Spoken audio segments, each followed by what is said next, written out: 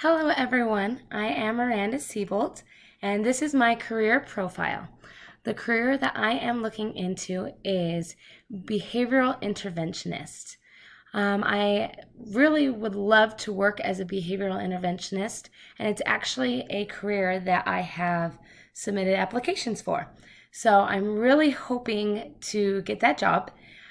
Basically, some of the tasks that I would be doing as a behavioral interventionist is making plans for each child who is struggling with their behavior in class, and then having a tracker so they can track their behavior and know how they're doing and know how they're progressing. And then I would work with their teacher, their teacher and their parents to have them be on board with that plan as well. And then I'd just be there to support the child. Some of the things I wouldn't be doing, though, as the behavioral interventionist is I wouldn't be substituting, and I wouldn't be at recess, or I wouldn't be at the lunches. So I wouldn't be doing any of that. So I would be working at the school in a local district, and I would be working within small groups or just one-on-one with those children. The starting salary is $16.25, so that's about $27,000 per year. And they would like someone to have an associate's degree, but it's not mandatory. But then the median price for an behavioral interventionist is about $41,000. So that's with a bachelor's degree. I really hope I get this job because it has awesome benefits. You have HAS, accident, cancer, critical illness, disability, dental, teledoc, vision insurance, New York life insurance, and so it offers a lot of benefits.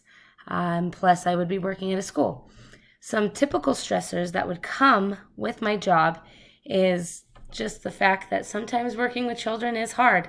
As much as I love working with children, I know that it is sometimes not the easiest thing.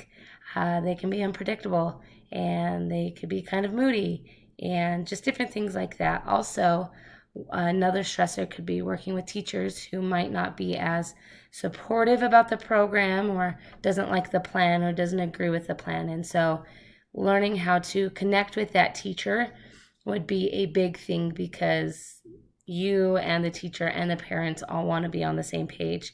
Also, if the parents aren't willing to work with the child at home, that could be something that could make my job a lot harder, because then the consistency wouldn't be there for the child.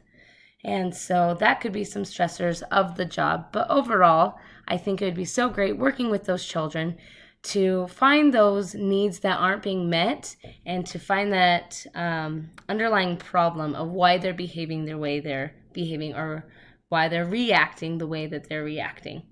And so I hope you guys are able to learn from this, and thank you so much.